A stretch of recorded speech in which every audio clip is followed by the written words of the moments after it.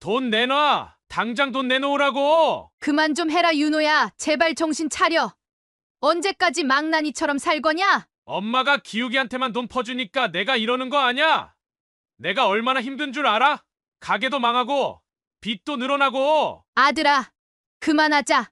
이제 그만. 그만하라고. 난 장사도 망하고 애도 키워야 하는데 엄마는 내 사정은 안중에도 없지. 기욱이 로스쿨 보낼 때는 집도 담보로 잡더니 내 사업은 왜 이렇게나 몰라라 해? 그래, 차라리 죽여라, 죽여.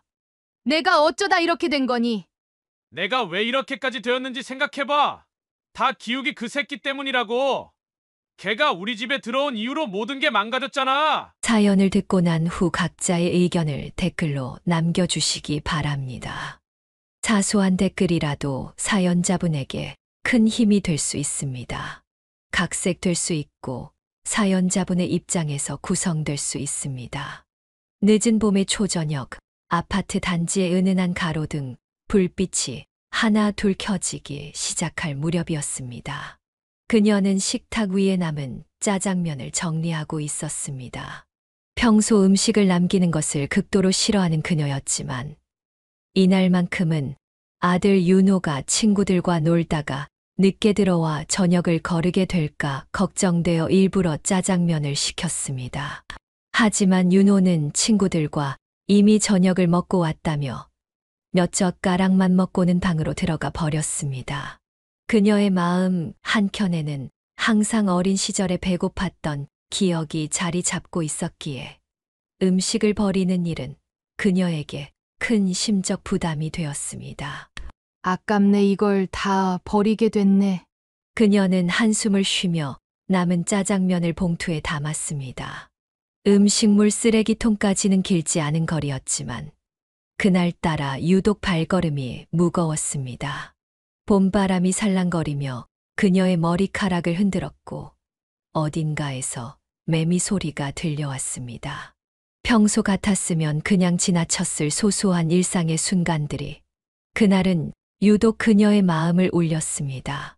단지 내 음식물 쓰레기통이 있는 곳으로 향하던 중 그녀는 어둠 속에서 움직이는 작은 그림자를 발견했습니다. 처음에는 길고양이라고 생각했지만 가까이 다가가 보니 한 아이였습니다. 10살 남짓 되어 보이는 아이는 지저분한 티셔츠에 낡은 청바지를 입고 있었습니다. 소매는 닳아 있었고 청바지는 여러 군데가 해져 있었습니다. 아이는 쓰레기통 앞에 쪼그리고 앉아 누군가 버린 음식물을 뒤적이고 있었습니다. 그 모습을 본 그녀의 가슴이 덜컥 내려앉았습니다. 아이는 그녀의 발소리에 놀라 흠칫 고개를 들었고 그 순간 그들의 눈이 마주쳤습니다. 아이의 눈에는 두려움과 창피함 그리고 절박함이 뒤섞여 있었습니다. 얘야, 거기서 뭐하니? 그녀의 목소리에 아이는 도망가려는 듯 몸을 일으켰습니다. 하지만 그녀는 재빨리 아이의 팔을 잡았습니다. 가까이서 보니 아이의 얼굴은 더욱 마음 아팠습니다. 까만 눈동자에는 공포와 불안이 가득했고 볼은 홀쭉하게 패여 있었습니다. 머리카락은 기름져 있었고 목덜미에는 까만 때가 끼어 있었습니다. 분명 며칠째 씻지 못한 모양새였습니다. 밥 먹고 싶었어요. 떨리는 목소리로 작게 내뱉은 아이의 말에 그녀의 눈시울이 뜨거워졌습니다. 그녀는 자신의 손에 들고 있던 짜장면을 바라보았습니다. 방금 전까지 아까워하며 버리려 했던 음식이 이 아이에게는 간절히 원하는 것이었다는 사실에 그녀의 마음이 무너져 내렸습니다. 그녀는 자신의 어린 시절을 떠올렸습니다. 배고픔에 시달리던 그때의 기억, 남들이 버린 음식을 주워 먹어야 했던 치욕스러운 순간들. 그리고 곧바로 결심했습니다. 우리 집에 가자. 따뜻한 밥 있어. 그녀는 아이의 차가운 손을 잡았습니다. 처음에는 망설이던 아이였지만 그녀의 따뜻한 손길에 조금씩 경계를 풀었습니다. 아이의 작은 손이 그녀의 손을 꼭 쥐었습니다. 그 순간 그녀는 이상한 감정에 휩싸였습니다. 마치 오래전부터 기다려왔던 누군가를 만난 것 같은 설명할 수 없는 느낌이었습니다. 그렇게 그들은 늦은 봄밤, 가로등, 불빛 아래서 운명적인 첫 만남을 가졌습니다. 아파트 단지의 고요한 공기를 가르며 두 사람의 발걸음 소리가 조용히 울려 퍼졌습니다. 그때만 해도 그녀는 이 만남이 그녀의 인생을 완전히 바꾸어 놓을 것이라는 사실을 전혀 알지 못했습니다. 그저 배고픈 아이 하나를 집으로 데려가는 것이라고만 생각했습니다. 하지만 운명이란 것은 늘 예고 없이 찾아오는 법입니다. 그날 밤 그녀의 삶은 새로운 전환점을 맞이하게 되었습니다. 그날 밤 그녀의 아파트로 돌아온 후의 이야기는 더욱 그녀의 마음을 아프게 했습니다. 현관문을 열고 들어서자 아이는 낯선 공간에 긴장한 듯 몸을 움츠였습니다. 깨끗하고 따뜻한 실내 공기가 아이에게는 오히려 부담스러웠던 모양입니다. 얘야, 우선 씻고 나서 밥 먹자. 따뜻한 물로 목욕하면 좋을 거야. 그녀는 아이를 욕실로 안내했습니다. 아이의 옷을 벗기자 앙상한 갈비뼈가 그대로 드러났고 여기저기 멍든 자국이 보였습니다. 그녀는 울컥하는 감정을 누르며 아이를 조심스럽게 씻겼습니다. 뜨거운 물에 닿자 아이는 처음으로 경계를 풀고 편안한 표정을 지었습니다. 작은 목소리로 중얼거린 아이의 말에 그녀는 더욱 정성스럽게 아이의 머리를 감겼습니다. 때가 벗겨지고 샴푸 거품이 씻겨 나가자 아이의 본 모습이 드러났습니다. 까만 눈동자가 맑게 빛났고 동그란 이마와 오똑한 콧날은 어딘가 모르게 귀여워 보였습니다. 깨끗이 씻은 아이에게 윤호의 작은 옷을 내어주었습니다. 옷을 갈아입은 아이는 마치 다른 사람이 된 것처럼 보였습니다.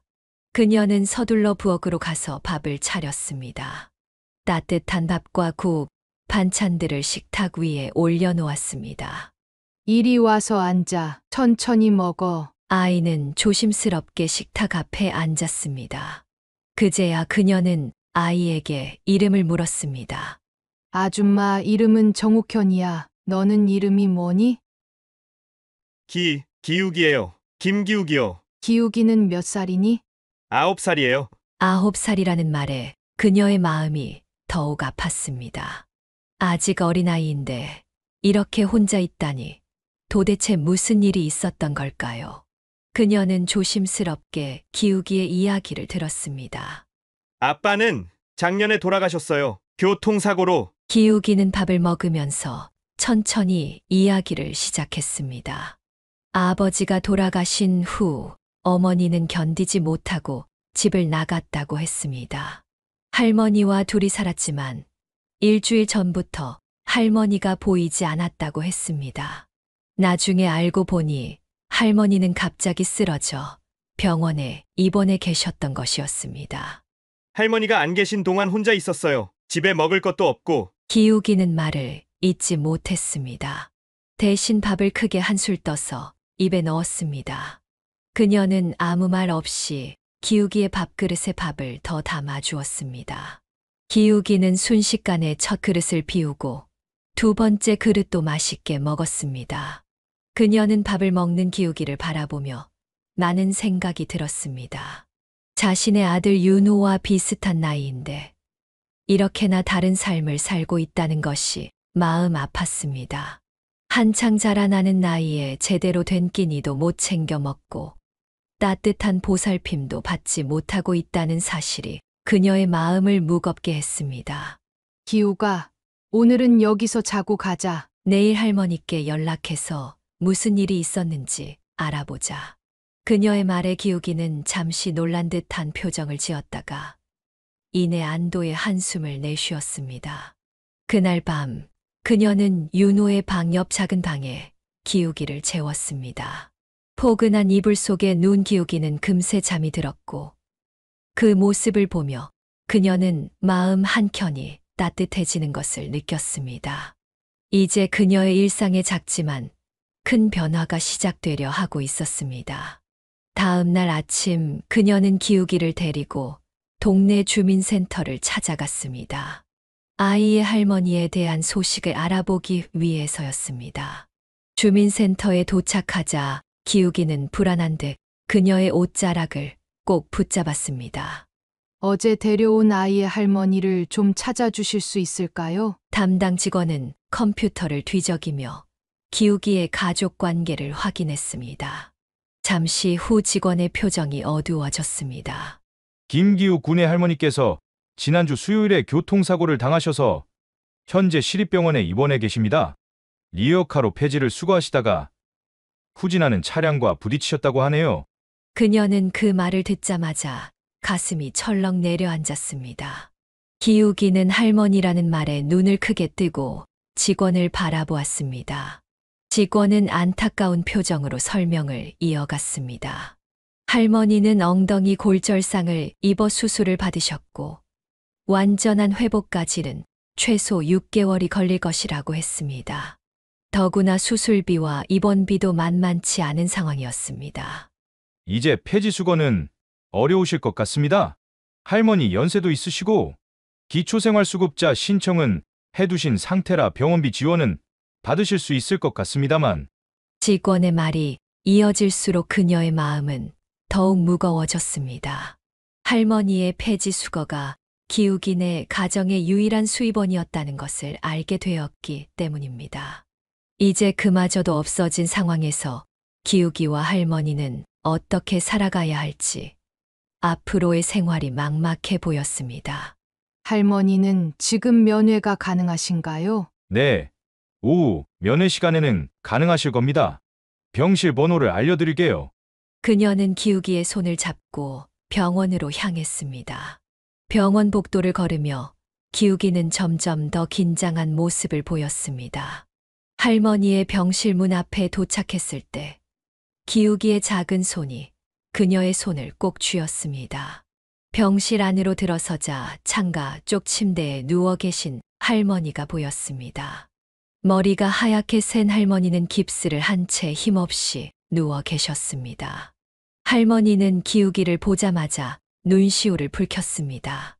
기우가, 우리 기욱이. 할머니, 기욱이가 할머니 곁으로 달려갔습니다. 할머니는 떨리는 손으로 기욱이의 머리를 쓰다듬었습니다. 그녀는 그 모습을 보며 눈물을 참을 수가 없었습니다. 죄송합니다. 제가 이렇게 되는 바람에 기우기를 혼자 두게 되어서. 할머니의 말씀에 그녀는 고개를 저었습니다. 오히려 이제까지 홀로 기우기를 키워오신 할머니께 깊은 존경심이 들었습니다. 하지만 현실은 냉혹했습니다. 이제 할머니는 더 이상 일을 하실 수 없는 상황이 되었고 기우기의 미래는 불투명해졌습니다.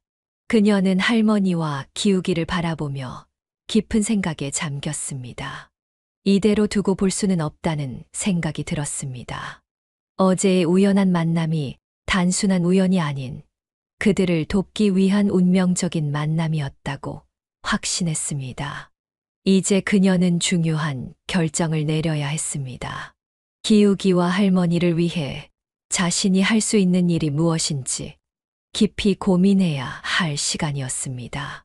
깊어가는 밤, 그녀는 남편과 마주 앉아 오늘 있었던 일들을 이야기했습니다. 처음 기우기를 만난 순간부터 할머니의 사고 소식까지 모든 이야기를 들은 남편은 깊은 한숨을 내쉬었습니다. 여보, 우리가 뭔가 해야 할 것 같아. 나도 그 생각이야. 저 아이 앞길이 막막하네. 부부는 늦은 밤까지 이야기를 나누었습니다.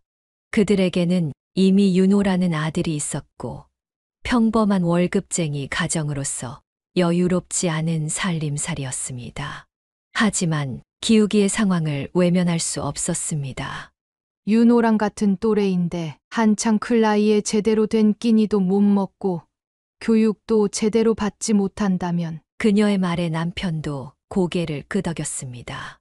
당신 말이 맞아. 우리가 도와주지 않으면 저 아이의 미래는. 남편은 말을 끝맺지 못했습니다.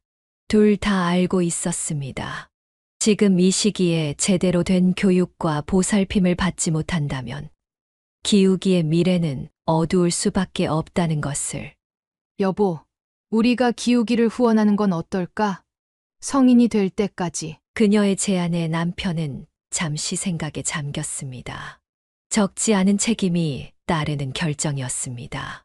하지만 얼마 지나지 않아 남편은 고개를 끄덕였습니다. 그래. 당신 말이 맞아. 우리가 할 수 있는 선에서 최선을 다해보자. 교육비랑 생활비, 그리고 할머니 병원비도 좀 도와드려야 할 것 같아. 다음 날 아침 그들은 병원을 찾아갔습니다. 할머니께 자신들의 결정을 전하자 할머니는 한동안 말씀을 잊지 못하셨습니다.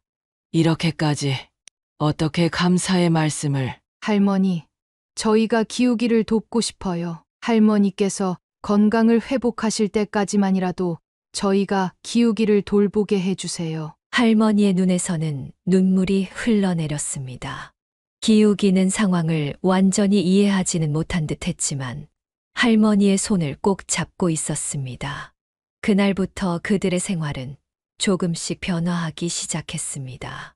기욱이는 윤호와 같은 학교로 전학을 가게 되었고, 방과 후에는 윤호와 함께 학원도 다니기 시작했습니다. 처음에는 낯설어 하던 기욱이었지만 그녀 부부의 따뜻한 보살핌 속에서 조금씩 안정을 찾아갔습니다. 아줌마, 저 공부 열심히 할게요. 나중에 꼭 은혜 갚을게요. 어느 날 기욱이가 작은 목소리로 말했습니다. 그녀는 기욱이를 꼭 안아주었습니다. 그런 말 하지 마. 내가 잘 자라는 게 우리에겐 가장 큰 기쁨이야. 그렇게 그들의 삶은 새로운 국면을 맞이했습니다. 비록 경제적으로는 더 빠듯해졌지만 기우기를 돕는다는 사실이 그들에게는 큰 보람이 되었습니다. 특히 윤호는 기우기를 친동생처럼 아끼며 잘 지내주었고, 이는 그녀 부부에게 큰 위안이 되었습니다.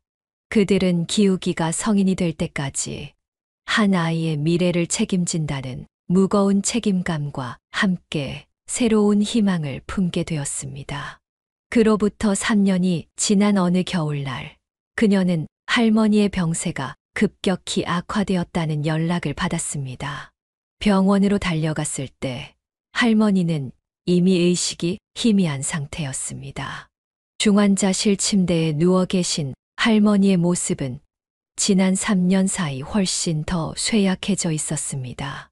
할머니는 힘겹게 눈을 뜨며 그녀를 알아보았습니다. 그녀는 재빨리 할머니의 손을 잡았습니다.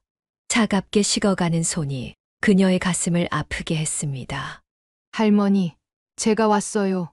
기우기는 학교 끝나면 바로 올 거예요. 그동안 정말 감사했습니다. 할머니의 목소리는 점점 더 작아져 갔습니다. 그녀는 할머니의 손을 더욱 꼭 잡았습니다. 기우기가 이제 중학생이 되었다지요. 3년 동안 당신 덕분에 아이가 많이 달라졌어요. 말씀하시는 중간중간 숨을 고르시면서도 할머니는 기욱이 이야기를 하실 때만큼은 힘을 내시는 것 같았습니다. 옥현 씨, 마지막으로 한 가지만 부탁드려도 될까요? 그녀는 고개를 끄덕였습니다. 할머니의 눈에서는 굵은 눈물이 흘러내렸습니다. 기욱이 끝까지 외롭지 않게 해주세요. 제가 데려가지 못해 미안해서. 할머니의 말씀에 그녀도 눈물을 흘렸습니다. 그동안 기우기를 위해 고생하신 할머니의 마음이 온전히 전해져 왔습니다. 걱정 마세요.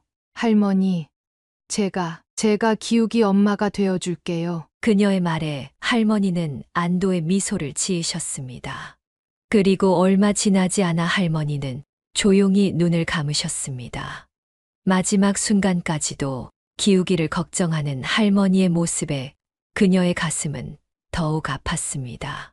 그날 저녁 그녀는 남편과 다시 한번 깊은 대화를 나누었습니다. 여보, 우리 기우기를 입양하는 게 어떨까요? 남편은 잠시 생각에 잠겼다가 고개를 끄덕였습니다. 나도 그 생각을 하고 있었어. 이제 기욱이는 우리 가족이야. 둘의 대화 중에 윤호가 조용히 방에서 나왔습니다. 3년이라는 시간 동안 그들은 이미 한 가족이 되어 있었습니다. 이제 그것을 법적으로도 인정받을 시간이 된 것입니다. 다음 날 그들은 기욱이와 이야기를 나누었습니다. 할머니의 부재로 슬픔에 잠겨 있던 기욱이었지만 입양 이야기를 듣자 놀란 듯 그들을 바라보았습니다. 정말 제가 이모랑 삼촌의 진짜 아들이 돼도 되나요? 그럼 이제부터 난 내 엄마고 삼촌은 아빠야. 윤호는 내 형이 되는 거고. 기욱이의 눈에서는 눈물이 흘러내렸습니다. 그것은 슬픔의 눈물이 아닌 새로운 시작을 알리는 눈물이었습니다. 그렇게 그들은 법적으로도 한 가족이 되기 위한 첫걸음을 내딛었습니다. 할머니의 마지막 부탁은 이렇게 새로운 가족의 탄생으로 이어졌습니다. 그로부터 5년이 흘렀습니다. 고등학교 2학년이 된 두 형제의 모습은 너무나도 달랐습니다. 기욱은 전교 1등을 놓치지 않는 우등생이 되어 있었고 학생회장까지 맡아 교내에서 모범적인 학생으로 인정받고 있었습니다. 반면 윤호는 점점 더 어두운 그림자에 갇혀가고 있었습니다. 어느 날 저녁 학교 복도에서 두 형제가 마주쳤습니다. 야, 박기욱 너 진짜 열심히 하네. 굴러들어온 돌이 박힌 돌 빼내려고 작정했나 보다. 윤호의 날카로운 목소리가 텅 빈 복도에 울려 퍼졌습니다. 형, 왜 그러는 거야? 형이라고? 웃기지 마. 넌 그냥 우리 집에 굴러들어온 쓰레기일 뿐이야. 기욱은 아무 말도 하지 못했습니다. 그동안 참아왔던 윤호의 적대감이 극에 달한 것 같았습니다. 네가 전교 1등 한다고? 학생회장 한다고? 가식 떨지 마. 넌 그냥 음식물 쓰레기통에서 주워온 거지잖아. 윤호의 말은 날카로운 칼날이 되어 기욱의 가슴을 파고들었습니다. 야, 박윤호, 너 지금 무슨 소리 하는 거야? 옆반 친구가 소리쳤습니다. 닥쳐! 네가 뭘 알아? 저놈 때문에 우리 가족이 다 망가졌다고! 윤호는 갑자기 기욱의 멱살을 잡았습니다. 충격에 기욱의 안경이 바닥에 떨어져 산산조각이 났습니다. 형, 제발 진정해. 형이라고 부르지 말라고! 넌 내 동생이 아니야! 그냥 거지 새끼일 뿐이라고! 그 순간 복도 끝에서 그녀의 목소리가 들려왔습니다. 박윤호! 그녀는 두 아들의 모습을 보고 충격에 빠졌습니다. 학교에서 급한 일이 있어 찾아왔다가 우연히 이 장면을 목격한 것이었습니다. 엄마! 이제 다 털어놓을게요! 난 더 이상 못 참겠어요! 이 새끼가 우리 집에 들어온 이후로 모든 게 다 망가졌어요! 엄마 아빠는 맨날 이놈 얘기뿐이고 내가 없어진 것 같았다고요! 윤호의 눈에서는 눈물이 흘러내렸습니다. 그동안 쌓아두었던 질투와 분노, 소외감이 한꺼번에 터져 나온 것이었습니다. 그녀는 그제야 깨달았습니다. 한 아이를 구하려다 다른 아이를 놓치고 있었던 것입니다. 기욱이의 학업 성취와 모범적인 행동에 가려진 윤호의 상처를 보지 못했던 것입니다. 윤호야, 엄마가 미안해. 그녀가 윤호를 끌어안자 윤호는 더욱 크게 울음을 터뜨렸습니다. 기욱은 그 자리에 굳어선 채 깨진 안경처럼 부서진 가족의 모습을 바라보고 있었습니다. 이제 그들은 새로운 국면을 맞이하게 되었습니다. 겉으로는 평온해 보였던 가정에 숨겨진 균열이 드러난 것입니다. 이제 그들은 중학교 2학년이 되어 있었습니다. 기욱의 입양이 완료된 지 1년이 지났지만 유호의 마음속 앙금은 더욱 깊어져만 갔습니다. 특히 기욱이 땅콩 알레르기가 있다는 사실을 알게 된 후 윤호의 눈빛은 묘하게 달라졌습니다. 어느 날 점심시간 윤호는 의도적으로 기욱의 옆자리에 앉았습니다. 야, 너 이거 먹어볼래? 엄마가 아침에 싸주신 거야. 윤호는 도시락통을 내밀었습니다. 기욱은 경계하는 눈빛으로 도시락을 바라보았습니다. 형, 그거 땅콩 들어간 거지? 뭘 벌써 알아채고, 넌 역시 똑똑해. 그래, 땅콩 소스야. 먹어볼래? 죽진 않을 거야. 아마도. 윤호의 눈빛이 차갑게 빛났습니다. 제발 그만해. 왜? 너 같은 거지 새끼가 이런 고급 음식 먹어보면 안 되나? 한 번만 먹어봐. 내가 죽기라도 하면 그땐 우리 가족이 예전처럼 돌아갈 수 있을까? 그 순간 옆에서 지켜보던 친구가 소리를 질렀습니다. 야, 박윤호 너 미쳤냐? 기욱이 진짜 죽을 수도 있다고. 닥쳐. 내 동생한테 내가 하는 거잖아. 윤호는 갑자기 도시락을 들어 기욱의 입으로 가져갔습니다. 기욱이 황급히 피하는 바람에 도시락이 바닥에 떨어졌습니다. 이 새끼가 진짜. 너 때문에 도시락이 너 진짜 죽을래? 윤호가 기욱의 멱살을 잡았을 때 마침 교실을 지나가던 담임 선생님이 상황을 목격했습니다. 박윤호, 지금 뭐 하는 거니? 곧바로 부모님께 연락이 갔고 그녀와 남편은 급히 학교로 달려왔습니다. 교무실에서 사건의 전말을 듣는 동안 그들의 얼굴은 창백해졌습니다. 우리 윤호가 기욱이를 정말 해치려고 했다는 건가요? 그녀의 떨리는 목소리에 담임 선생님은 무거운 표정으로 고개를 끄덕였습니다. 더 이상 단순한 학교 폭력이 아닙니다. 살인미수로 볼 수도 있는 사안입니다. 남편은 한숨을 깊게 내쉬었습니다. 전문가의 도움이 필요할 것 같습니다. 윤호의 증오가 이 정도까지 심각한 줄은. 그날 저녁 가족 회의가 열렸습니다.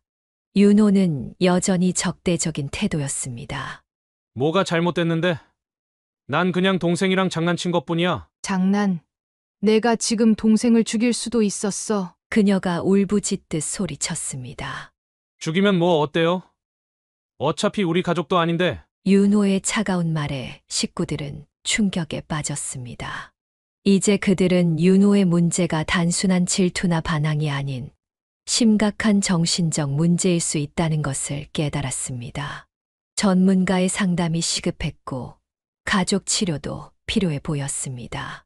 이 사건은 그들 가족의 큰 전환점이 되었습니다.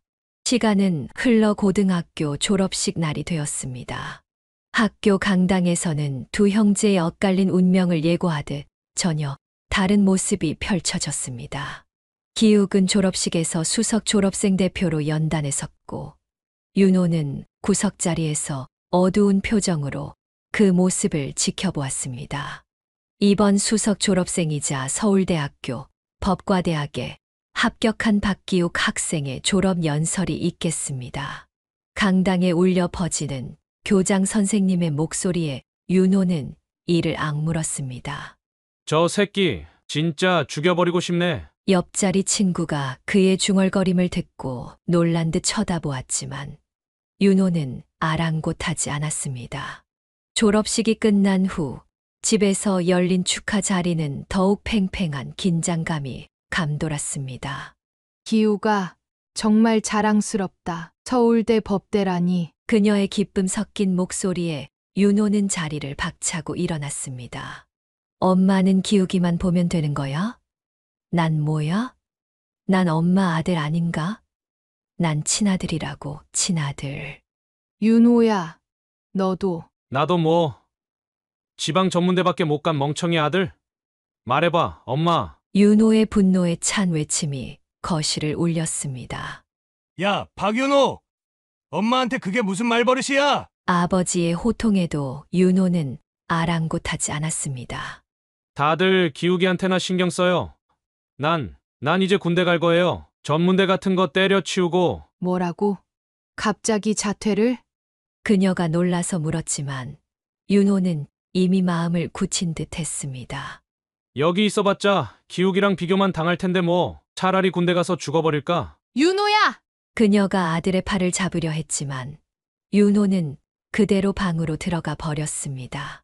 기욱은 그 모든 상황을 묵묵히 지켜보았습니다.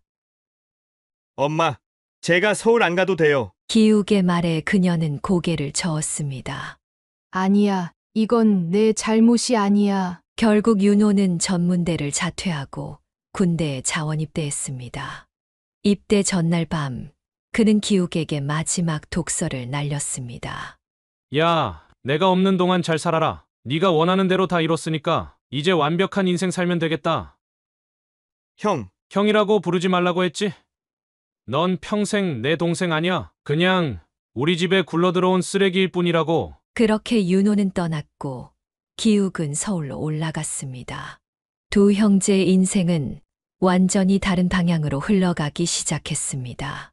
그녀는 이제 한 아들은 서울에서, 다른 한 아들은 군대에서 지내게 된다는 사실에 마음이 무거워졌습니다. 가족의 균열은 이제 물리적인 거리로까지 이어지게 된 것입니다. 어느덧 2년의 시간이 흘러 저녁을 앞둔 윤호에게서 연락이 왔습니다. 오랜만에 만난 윤호는 군대에서 단단해진 체구만큼이나 달라진 모습이었습니다. 하지만 그의 눈빛은 여전히 불안정해 보였습니다. 엄마, 아빠 제가 좋은 사업 부상이 있어요. 대학가에 술집을 차리려고 하는데 술집이라고? 갑자기 그게 무슨 소리니? 그녀가 놀라서 물었습니다. 지금 술집 사업이 완전 핫해요. 기욱이 다니는 그 동네요. 거기서 장사하면 대박 날 거예요. 윤호의 말에는 여전히 기욱에 대한 앙금이 묻어 있었습니다. 너 설마 기욱이한테 대항하려고 그러는 거니? 아니에요. 진짜 돈 벌려고 하는 거예요. 제발 믿어주세요. 결국 그분은 고민 끝에 윤호의 요구를 들어주기로 했습니다. 은행 대출과 퇴직금 일부를 담보로 술집 자금을 마련해 주었습니다. 형. 술집은 잘 돼가? 너나 잘해. 내 가게 앞에 오지도 마. 기욱이 들은 날 윤호는 여전히 차가운 태도였습니다. 하지만 그것이 그들의 마지막 대화가 될 줄은 아무도 몰랐습니다. 한 달 후 갑작스러운 소식이 전해졌습니다. 엄마, 저 결혼해야 할 것 같아요. 뭐라고? 갑자기 무슨... 우리 가게 알바생인데 임신했어요. 그녀는 충격의 말을 잊지 못했습니다. 윤호의 술집에서 일하던 23세 여자의 지은이와의 결혼이었습니다. 아직 너무 이른 거 아니니? 어쩔 수 없어요. 이미 3개월이래요. 서둘러 치러진 결혼식은 마치 윤호의 사업처럼 급하고 불안정해 보였습니다. 그리고 6개월 후 그녀는 예상보다 일찍 할머니가 되었습니다. 축하드려요. 아들이에요. 기뻐해야 할지 걱정해야 할지 알 수 없었습니다. 엄마, 저 어떡하죠? 가게도 잘 안 되고 이제 애기까지. 윤호의 떨리는 목소리에서 불안이 묻어났습니다. 술집 사업은 예상과 달리 적자가 쌓여가고 있었고 이제 아이까지 생겼습니다. 엄마가 도와줄게. 우리 손주 잘 키워야지. 그녀는 아들을 안아주었습니다. 비록 예상치 못한 상황이었지만 이제 그녀는 할머니가 되었습니다. 한편으로는 서울에서 법조인의 꿈을 키우는 기욱이, 다른 한편으로는 술집 운영과 육아로 힘겨워하는 윤호. 두 아들의 삶은 점점 더 멀어져만 갔습니다. 그 무렵 기욱은 로스쿨 진학을 앞두고 깊은 고민에 빠져 있었습니다. 합격 통지서를 받은 기쁨도 잠시 현실적인 벽에 부딪힌 것입니다. 엄마, 전 로스쿨 못 갈 것 같아요. 그녀는 기욱의 갑작스러운 말에 놀라 수화기를 꽉 쥐었습니다. 왜 그러는 거야? 내가 그토록 바라던 건데. 등록금이 너무 비싸요. 게다가 윤호 형 가게도 안 되는 것 같고. 기욱의 목소리에는 깊은 고민이 묻어 있었습니다. 3년간의 로스쿨 학비는 일반 대학과는 비교도 할 수 없을 만큼 높았습니다. 그날 저녁 그녀는 남편과 이야기를 나누었습니다. 여보, 우리 집을 담보로 대출을 받아보는 건 어떨까요? 당신 정말 그렇게 할 생각이야? 네. 기욱이를 여기까지 오게 한 건 우리예요. 끝까지 책임져야죠. 결국 부부는 자신들의 노후 자금까지 털어 기욱의 학비를 마련하기로 했습니다. 기욱아, 내 꿈을 포기하지 마. 엄마 아빠가 끝까지 밀어줄게. 그녀의 말에 기욱은 눈시울을 붉혔습니다. 엄마, 제가 꼭 성공해서 은혜 갚을게요. 로스쿨 생활은 기욱에게 또 다른 도전이었습니다. 매일 밤늦게까지 이어지는 공부, 끝없는 과제와 시험. 하지만 그는 포기하지 않았습니다. 부모님의 희생을 생각하며 더욱 열심히 매진했습니다. 이제 변호사 시험만 남았네요. 엄마, 아빠, 걱정 마세요. 제가 꼭 시험을 앞두고 그는 더욱 필사적으로 공부했습니다. 그리고 마침내 그 결실을 보게 되었습니다. 엄마, 제가 변호사 시험에 합격했어요. 전화기 너머로 들려오는 기욱의 흥분된 목소리에 그녀는 눈물을 흘렸습니다. 정말 우리 아들이 변호사가 된 거야? 네. 이제 제가 엄마 아빠 편하게 해드릴 수 있어요. 그동안 고생 많으셨죠? 그녀는 남편과 함께 서울로 올라가 기욱의 합격을 축하했습니다. 작은 식당에서 열린 축하 자리에서 기욱은 흔들림 없는 목소리로 말했습니다. 이제부터는 제가 엄마 아빠를 모실게요. 그리고 윤호 형 가게도 제가 도와볼게요. 그의 말에 부부는 복잡한 감정에 휩싸였습니다. 한 아들은 이제 당당한 법조인이 되었지만 다른 한 아들은 여전히 어려움 속에 있었기 때문입니다. 하지만 그들은 믿었습니다. 언젠가는 두 형제가 진정한 가족으로 화해할 수 있을 것이라고. 기욱의 변호사 합격은 어쩌면 그 시작점이 될 수도 있을 것입니다. 기욱이 변호사 개업식을 한 지 채 2달도 되지 않았던 때였습니다. 그녀의 남편이 갑자기 심한 복통을 호소했고 검사 결과는 충격적이었습니다. 말기 췌장암이었습니다. 아버지 이제 제가 모시겠습니다. 병원에서 진단 결과를 들은 날, 기욱은 단호한 목소리로 말했습니다. 그러지 마라. 너 이제 막 자리 잡기 시작했잖아. 힘없는 목소리로 남편이 말했지만 기욱의 결심은 확고했습니다. 아버지께서 저를 변호사로 만들어주셨는데 이제 제가 아버지를 돌볼 차례예요. 기욱은 막 시작한 법률사무소를 정리했습니다. 동료 변호사들은 만류했지만 그의 마음은 바뀌지 않았습니다. 형, 이번엔 내가 우리 아버지 지킬게. 윤호에게 전화했을 때 처음으로 기욱의 목소리에서 눈물이 묻어났습니다. 병원에서의 시간은 고통스러웠습니다. 항암 치료의 부작용으로 남편의 몸은 하루가 다르게 쇠약해져 갔습니다. 하지만 기욱은 한시도 아버지의 곁을 떠나지 않았습니다. 기우가 미안하다. 힘겨운 치료 중에도 남편은 기욱을 걱정했습니다. 아버지, 제가 이렇게라도 은혜를 갚을 수 있어서 다행이에요. 깊어가는 겨울, 병실의 창밖으로 눈이 내리기 시작했습니다. 남편의 상태는 급격히 나빠졌습니다. 여보, 우리 아들들 잘 부탁해. 그녀의 손을 잡으며 남편이 마지막 부탁을 했습니다. 아버지, 제가 어머니 잘 모시고 형이랑도 잘 지낼게요. 걱정 마세요. 기욱의 말에 남편은 마지막 미소를 지었습니다. 내가 자랑스럽구나. 우리 아들. 그것이 남편의 마지막 말이었습니다. 창밖의 눈은 계속해서 내렸고 병실은 깊은 침묵에 잠겼습니다. 그녀는 남편의 차가워진 손을 잡은 채 흐느꼈고 기욱은 묵묵히 어머니의 어깨를 안았습니다. 윤호는 뒤늦게 병원에 도착했습니다. 아버지의 차가운 얼굴을 보며 그도 마침내 눈물을 보였습니다. 아버지, 저 너무 못난 아들이었죠.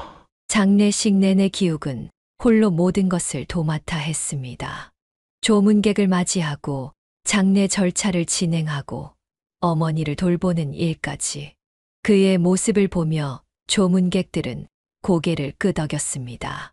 하지만 그들은 몰랐습니다.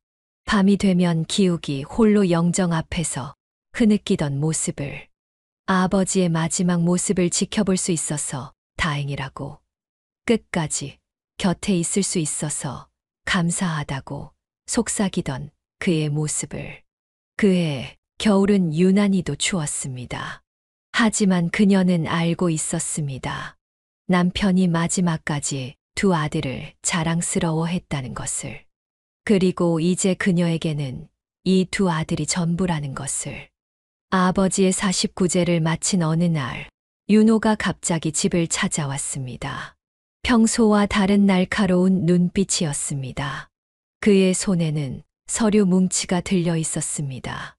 엄마, 아빠 재산은 어떻게 할 거예요? 그녀는 아직 남편의 장례를 치른 지 얼마 되지 않은 시점에 재산 이야기를 꺼내는 아들의 모습에 마음이 아팠습니다. 윤호야, 아직 아버지가 가신 지도 얼마 안 됐는데. 그래서 더 급해요. 기욱이 그 새끼한테 다 빼앗기기 전에. 윤호의 목소리가 점점 커졌습니다. 이제 그만 좀 해. 언제까지 내 탓만 할 거야? 내가 언제 재산을 바란 적 있어? 기욱이 조용히 말했지만 윤호는 더욱 격앙된 목소리로 소리쳤습니다. 닥쳐. 넌 이미 로스쿨 등록금으로 우리 집 재산 다 써먹지 않았어? 이제 보험금마저 내가 가져가게? 윤호야, 그게 무슨 말이니?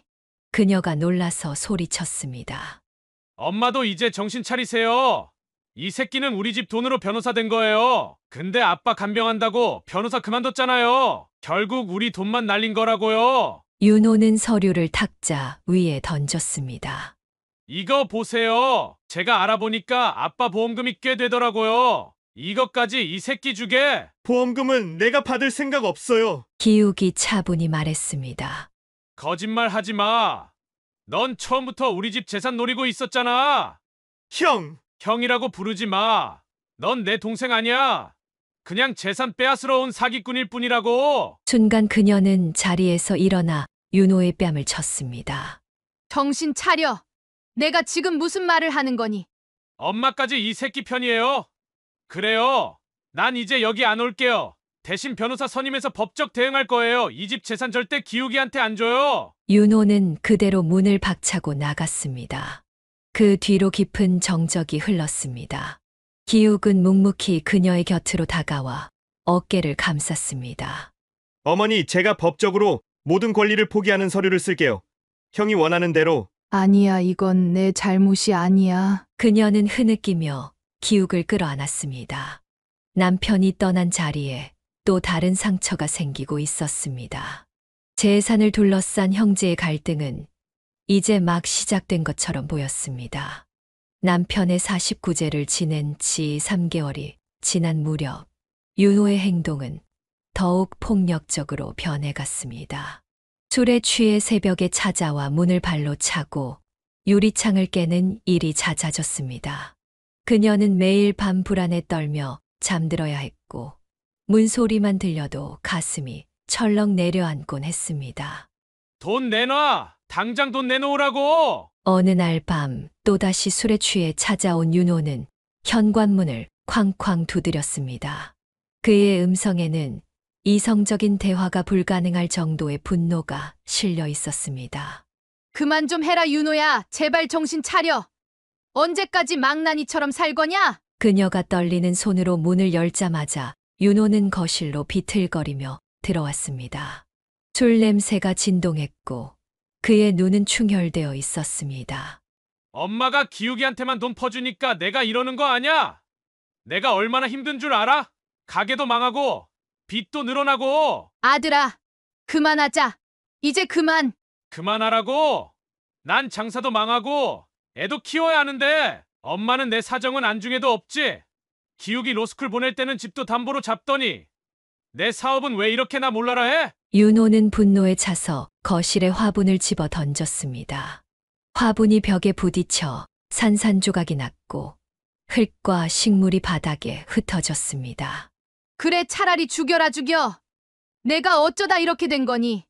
그녀의 떨리는 목소리에 윤호는 더욱 격분했습니다. 취기 때문인지 그의 눈빛은 점점 더 날카로워졌습니다. 내가 왜 이렇게까지 되었는지 생각해봐. 다 기욱이 그 새끼 때문이라고.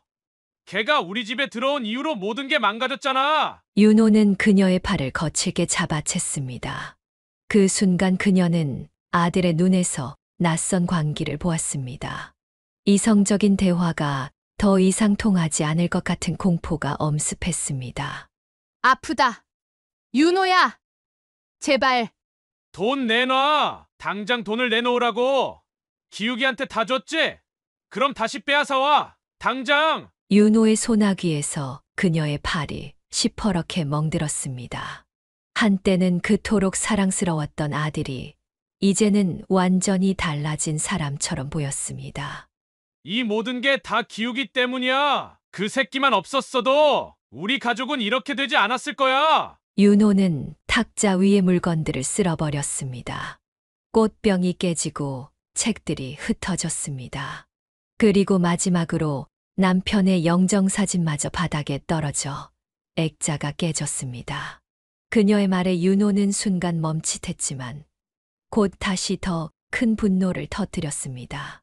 아빠도 기욱이 편이었잖아. 난 이제 더 이상 참을 수 없어. 이 집안에서 날 사랑해준 사람은 아무도 없었어. 그는 주먹으로 벽을 내리쳤습니다. 피가 흐르는 것도 모른 채 계속해서 벽을 쳤습니다. 하얀 벽에는 붉은 핏자국이 선명하게 남았습니다.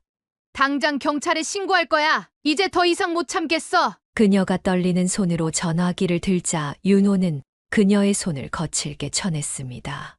전화기가 바닥에 떨어져 산산조각이 났습니다. 감히 날 신고해?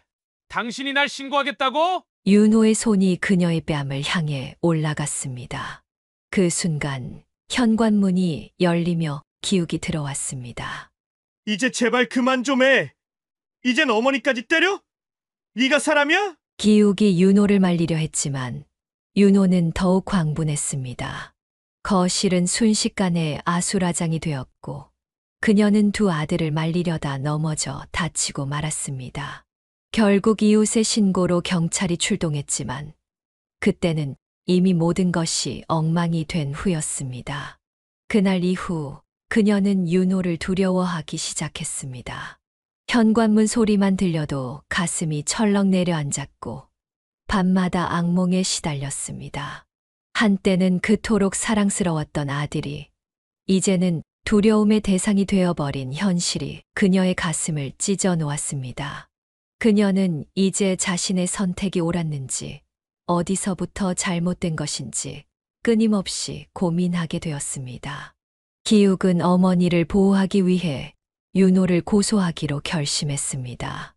그런데 예상치 못한 충격적인 진실이 드러났습니다. 담당 형사는 심각한 표정으로 그들을 불러냈습니다. 기욱 씨, 어머님, 죄송하지만 윤호 씨에 대해 말씀드릴 게 있습니다. 형사는 탁자 위에 몇 개의 서류 파일을 펼쳤습니다. 박윤호 씨는 현재 3건의 사기 혐의로 고소된 상태입니다. 피해 금액이 총 2억 원이 넘습니다. 그녀는 그 자리에서 쓰러질 것 같았습니다. 무슨 말씀이세요? 술집 운영 자금을 대출받는다며 지인들에게 돈을 빌린 후 잠적했다는 신고가 있었습니다. 그리고 사업 투자 명목으로 다른 피해자들에게서도 돈을 받아냈더군요.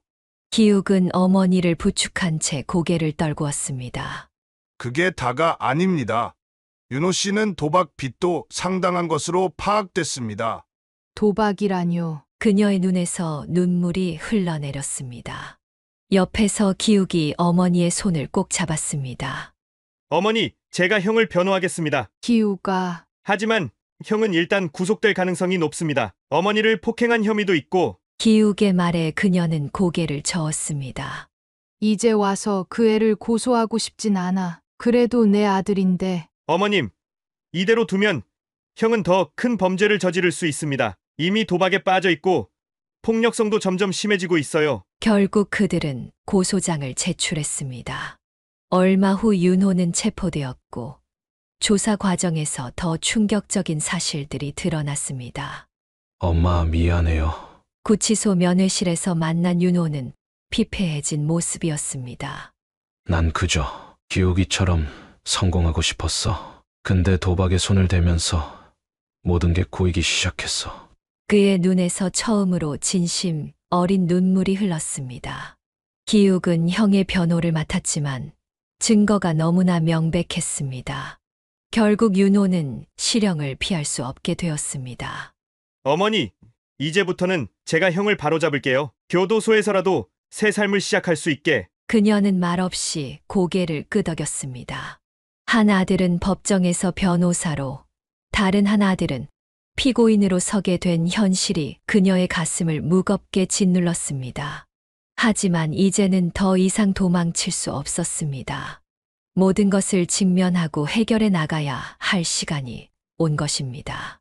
조사가 진행되면서 더욱 충격적인 사실이 밝혀졌습니다.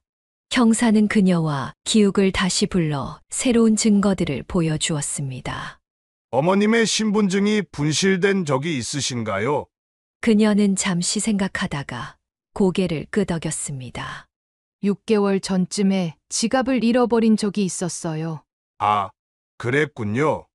윤호 씨가 그 신분증으로 여러 금융 범죄를 저질렀습니다. 형사는 서류 더미를 펼쳤습니다. 총 5대의 고가 휴대폰을 개통했고 대부업체에서 1,000만 원 상당의 대출도 받았더군요. 모두 어머님의 명의로요. 설마 윤호가 그녀의 얼굴이 창백해졌습니다. 더 심각한 건 이게 우연이 아닌 계획적인 범죄였다는 겁니다. 윤호 씨의 휴대폰에서 발견된 메시지를 보시죠. 형사는 증거 사진을 보여주었습니다. 거기에는 윤호가 지인과 나눈 메시지가 있었습니다. 노인네는 자기 통장도 제대로 관리 못해. 신분증만 있으면 얼마든지 돈 만들 수 있다니까? 어차피 나중에 들통나봤자 뭐 치매라고 하면 되지. 그녀는 그 자리에서 쓰러질 것 같았습니다. 기욱이 재빨리 어머니를 부축했습니다. 어머니, 내가 뭘 그렇게 잘못 키웠니? 그녀의 눈에서 눈물이 흘러내렸습니다. 자신을 낳고 키운 어머니마저 이용하려 했던 아들의 모습에 그녀의 마음은 산산조각이 났습니다. 죄송합니다만 아직 더 있습니다.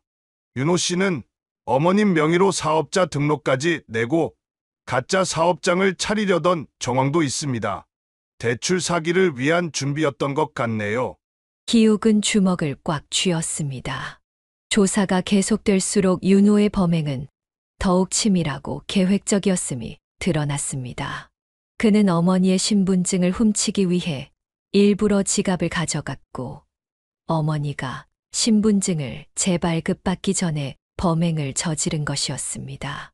전 이제 아들을 용서할 수가 없어요. 마침내 그녀가 떨리는 목소리로 말했습니다. 그동안 아들이라는 이유로 참아왔던 모든 것들이 한계에 달한 것입니다. 어머니 말씀이 맞습니다. 이번에는 엄중한 처벌이 필요해요. 기욱도 더 이상 형을 변호할 수 없다는 것을 깨달았습니다. 그들은 이제 윤호를 법의 심판대에 세워야만 했습니다. 그것이 윤호를 위해서도 가족을 위해서도 최선의 선택이었습니다. 그날 밤 그녀는 오랫동안 잠을 이루지 못했습니다. 젊은 시절 품에 안고 재웠던 아기가 이제는 자신을 등쳐먹으려 했다는 사실을 도저히 받아들일 수 없었기 때문입니다. 하지만 이제 그녀는 알았습니다. 때로는 사랑하는 사람을 놓아주는 것이 진정한 사랑일 수 있다는 것을. 재판이 열린 법정에서 그녀는 죄인의 자리에 선 아들을 바라보았습니다. 여러 혐의가 모두 인정되어 윤호는 3년 6개월의 실형을 선고받았습니다. 피고인은 자신의 친모까지 이용한 계획적인 범행을 저질렀으며 그 죄질이 매우 불량합니다. 판사의 선고가 이어질 때마다 그녀의 가슴은 무너져 내렸습니다. 어머니 이제 와서 미안합니다. 수갑을 찬 채 호송차로 향하는 윤호의 마지막 말이었습니다. 그제야 그의 눈에서 진심 어린 후회의 눈물이 흘러내렸습니다. 윤호야, 그녀는 아들을 부르며 한 걸음 내디디려 했지만 기욱이 그녀의 어깨를 잡았습니다. 어머니, 이제 형이 자신의 잘못을 깨달을 시간이 필요해요. 그래, 내 말이 맞다. 교도소로 향하는 호송차를 바라보며 그녀는 깊은 한숨을 내쉬었습니다. 자신이 낳고 키운 아들을 교도소에 보내는 것이 옳은 선택이었는지 그녀의 마음은 여전히 무거웠습니다. 어머니, 이게 형을 위한 최선의 선택이에요. 형이 이대로 나가 있었다면 더 큰 범죄를 저질렀을지도 몰라요. 기욱의 말에 그녀는 고개를 끄덕였습니다. 아들의 범죄를 미리 알아채고 막지 못한 것이 한없이 후회되었지만 이제라도 그를 바른 길로 인도하는 것이 어머니로서의 마지막 의무라고 생각했습니다.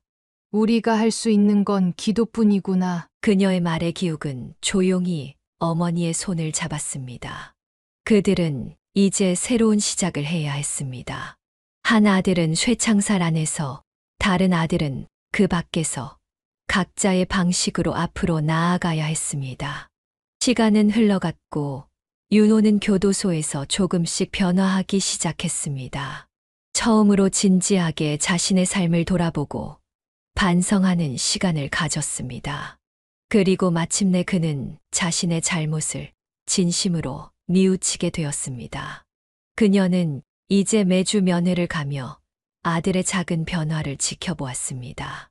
비록 쇠창살 너머지만 그녀는 아들의 눈빛이 조금씩 맑아지는 것을 느낄 수 있었습니다. 어쩌면 이것이 진정한 모성인지도 모른다고 그녀는 생각했습니다. 아들을 벌하는 것이 사랑일 수 있다는 것을 그녀는 이제야 깨달았습니다. 기욱이 법률사무소를 다시 열고 1년이 지났을 무렵 새로운 변호사가 합류했습니다. 이은지 변호사였습니다. 처음에는 서로를 동료로만 여겼지만 함께 사건을 맡아 일하면서 그들은 점점 가까워졌습니다. 선배님, 어머님 이야기를 들을 때마다 정말 대단하시다고 생각해요. 은지는 기욱에게서 가족의 이야기를 전해 들은 후 이렇게 말했습니다. 그렇게 힘든 상황에서도 두 아들을 모두 포기하지 않으시고 특히 입양한 아들을 위해 그토록 헌신하시다니. 기욱은 은지의 맑은 눈빛에서 진심을 읽을 수 있었습니다. 어느 날 저녁 사무실에서 늦게까지 일하던 중 은지가 조심스럽게 입을 열었습니다. 선배님, 사실 제가 드릴 말씀이 있어요. 무슨 일이야? 저 선배님을 좋아합니다. 갑작스러운 고백에 기욱은 잠시 말을 잊었습니다. 그리고 자신도 은지를 특별하게 생각해왔다는 것을 깨달았습니다. 두 사람의 관계는 빠르게 발전했고 6개월 후 그들은 결혼을 결심했습니다. 은지는 기욱의 어머니를 만나러 갔을 때 뜻밖의 제안을 했습니다. 어머님, 저희와 함께 사는 건 어떠세요? 그녀는 놀란 듯 은지를 바라보았습니다. 요즘 세상에 시어머니와 함께 살겠다고 하는 며느리가 어디 있다고. 어머님께서 기욱 오빠를 키우신 이야기를 들으면서 늘 존경하는 마음이 컸어요. 저는 어머님과 함께 살면서 많이 배우고 싶어요. 은지의 진심 어린 말에 그녀의 눈시울이 붉어졌습니다. 은지야, 정말 괜찮겠니? 네, 어머님. 제가 꼭 모시고 싶어요. 결혼식 날, 기욱은 어머니를 향해 깊이 고개를 숙였습니다. 어머니, 제가 이렇게 될 수 있었던 건 모두 어머니 덕분이에요. 그녀는 아들을 꼭 안아주었습니다. 그리고 은지의 손을 잡았습니다. 이제 너희가 새로운 가정을 이룰 거야. 서로 믿고 의지하면서 행복하게 살아라. 새로운 가족이 된 그들은 함께 살기 시작했습니다. 은지는 약속대로 그녀를 친어머니처럼 공경했고 그녀 또한 은지를 친딸처럼 아끼며 살았습니다. 가끔 그녀는 생각했습니다. 어쩌면 이것이 운명이었을지도 모른다고. 그날 밤 음식물 쓰레기통 앞에서 만난 한 아이가 이제는 훌륭한 법조인이 되어 이렇게 좋은 가정을 이루게 될 줄은 꿈에도 몰랐다고. 그리고 그 선택이 결국에는 옳았다는 것을 그녀는 이제야 확신할 수 있었습니다. 그녀는 기욱과 은지 부부와 함께 살게 되면서 점차 마음의 안정을 찾아갔습니다. 특히 은지의 따뜻한 배려는 그녀의 마음을 녹이기에 충분했습니다. 어머님, 이거 드셔보세요. 제가 엄마한테 배운 특별 레시피예요. 은지는 매일 아침 일찍 일어나 정성스럽게 식사를 준비했습니다. 그녀의 건강을 생각해 가는 싱겁게 영양은 풍부하게 조절했습니다. 은지야, 너무 고생하는 거 아니니? 제가 좋아서 하는 거예요. 어머님께서 기욱 오빠를 위해 그토록 헌신하셨는데 이 정도는 당연하죠. 은지의 말 한마디 한마디에는 진심이 담겨 있었습니다. 그녀를 위한 작은 배려들이 곳곳에 숨어 있었습니다. 침실 바닥에 깔아둔 미끄럼 방지 매트, 화장실 손잡이, 야간 조명까지. 은지는 그녀의 안전과 편안함을 세심하게 신경 썼습니다. 어머님, 오늘은 날씨도 좋은데 공원 산책 가실까요? 그래, 가자꾸나. 둘이서 나누는 산책은 그녀의 일과 중 가장 행복한 시간이 되었습니다. 은지는 그녀의 팔짱을 끼고 천천히 걸으며 자신의 일상을 소소하게 나누었습니다. 어머님, 사실 저희 곧 좋은 소식이 있을 것 같아요. 어느 날 은지가 수줍게 말을 꺼냈습니다. 혹시, 네, 아기가 생겼어요. 그 말을 들은 그녀는 은지를 꼭 끌어안았습니다. 그것은 그녀에게 또 다른 희망이었습니다. 이제 정말 할머니가 되시는 거예요. 은지의 말에 그녀는 잠시 생각에 잠겼습니다. 그녀에게 할머니라는 단어는 이전과는 다른 의미로 다가왔습니다. 윤호의 아이 때는 복잡한 심정이었지만 이번에는 온전한 기쁨으로 가득했습니다. 은지야, 고마워. 이런 행복을 주어서. 그녀의 눈에서는 기쁨의 눈물이 흘러내렸습니다. 기욱과 은지는 그녀의 양옆에서 손을 잡아주었습니다. 이것이 진정한 가족의 모습이구나, 그녀는 생각했습니다. 매일 저녁 셋이서 둘러앉아 나누는 대화는 그녀의 삶에 새로운 활력이 되었습니다. 은지는 그녀의 이야기에 늘 경청하는 자세였고, 기욱은 어머니와 아내 사이에서 든든한 버팀목이 되어 주었습니다. 어머님, 우리 가족이 이렇게 행복한 건 모두 어머님 덕분이에요. 은지의 말에 그녀는 미소를 지었습니다. 그동안의 힘든 시간들이 이런 행복한 순간을 위한 과정이었다는 것을 이제야 깨달았습니다. 그것은 그녀에게 제2의 인생을 선물해준 축복이었습니다. 늦은 봄날의 저녁, 그녀는 베란다에 서서 노을을 바라보고 있었습니다. 은지가 따뜻한 차를 내어와 그녀의 곁에 조용히 섰습니다. 오늘따라 유난히 아름다운 노을빛이 하늘을 물들이고 있었습니다. 어머님, 무슨 생각을 그리 깊이 하세요? 옛날 생각을 하고 있었어. 내가 처음 기욱이를 만났던 그날 밤 말이야. 그녀는 잠시 눈을 감았습니다.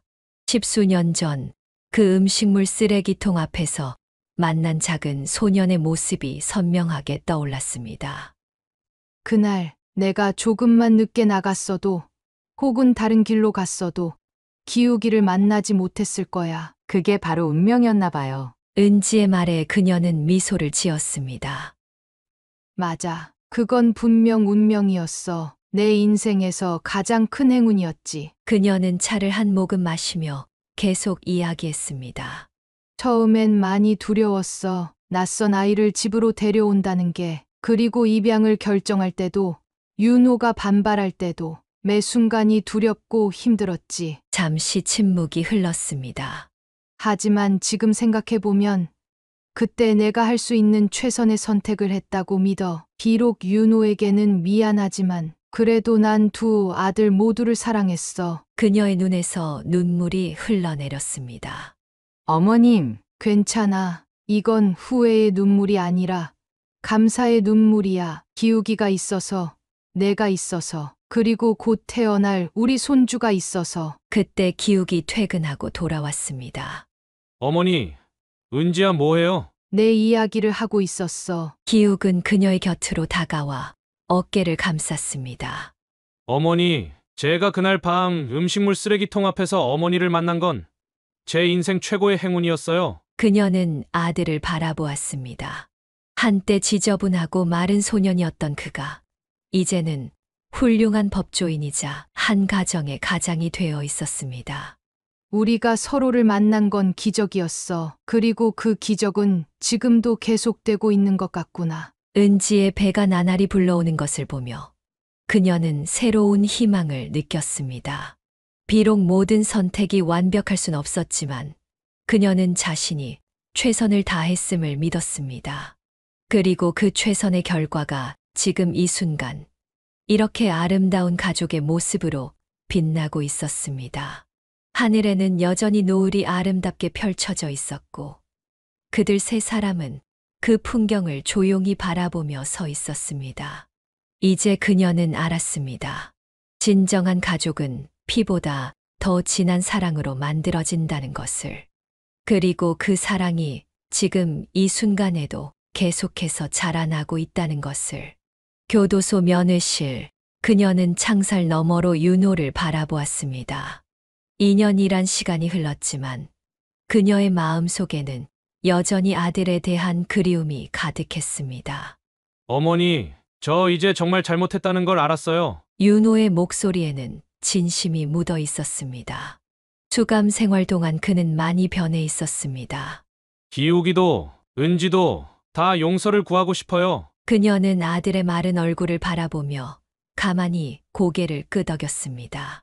내가 그렇게 생각할 수 있다는 것만으로도 엄마는 기뻐. 면회를 마치고 나오는 길, 그녀의 발걸음은 묵직했습니다. 집으로 돌아오자 은지가 그녀를 맞이했습니다. 이제 만삭이 된 은지의 배는 크게 불러와 있었습니다. 어머님, 오늘은 아주버님 어떠셨어요? 많이 달라졌더구나. 이제야 정말 내 아들이 돌아온 것 같아. 그녀의 말에 은지가 다가와 손을 잡아주었습니다. 어머님, 아주버님도 언젠가는 꼭 돌아올 거예요. 우리 가족으로. 저녁 식사 시간, 기욱이 퇴근하고 돌아왔습니다. 그들은 식탁에 둘러앉아 따뜻한 식사를 했습니다. 어머니, 형이 반성하고 있다니 다행이에요. 출소하면 제가 일자리도 알아볼게요. 기욱의 말에 그녀는 깊은 감동을 받았습니다. 아들의 너그러운 마음이 고마웠습니다. 우리 기욱이 참 착한 아들이야. 그날 밤, 그녀는 베란다에 혼자 서서 밤하늘을 바라보았습니다. 한 손으로는 배 속의 아이가 움직이는 것을 느끼며 은지가 그녀의 곁에 섰습니다. 어머님, 우리 아기가 태어나면 윤호 삼촌도 만나게 될까요? 그럼 반드시 그날이 올 거야. 우리 모두가 함께 모여 앉아 식사할 수 있는 날이. 그녀는 이제 새로운 희망을 품게 되었습니다. 윤호의 진심 어린 반성, 기욱 가족과의 행복한 일상, 그리고 곧 태어날 손주까지. 그녀의 삶은 여전히 진행 중이었습니다. 엄마의 마음은 영원한 거구나. 그녀는 중얼거렸습니다. 두 아들 모두를 사랑하는 마음, 그 누구도 포기할 수 없는 모성. 그것이 바로 어머니의 마음이었습니다. 밤하늘의 별들이 그녀의 마음을 비추고 있었고, 새로운 내일을 향한 희망이 그녀의 가슴 속에서 반짝이고 있었습니다. 이제 그녀는 믿습니다. 언젠가 윤호도 진정한 반성을 하고 가족의 품으로 돌아올 것이라고. 그때까지 그녀는 기욱 가족과 함께 행복한 일상을 이어갈 것입니다. 그리고 그 시간 동안에도 변함없이 두 아들을 사랑하는 어머니의 마음을 간직할 것입니다. 사연을 듣고 댓글을 남겨주시기 바랍니다. 사소한 의견일지라도 사연자분에게는 큰 힘이 됩니다. 노골적인 악성 댓글은 사연자분에게 상처가 될 수 있으니 삼가주시기 바랍니다.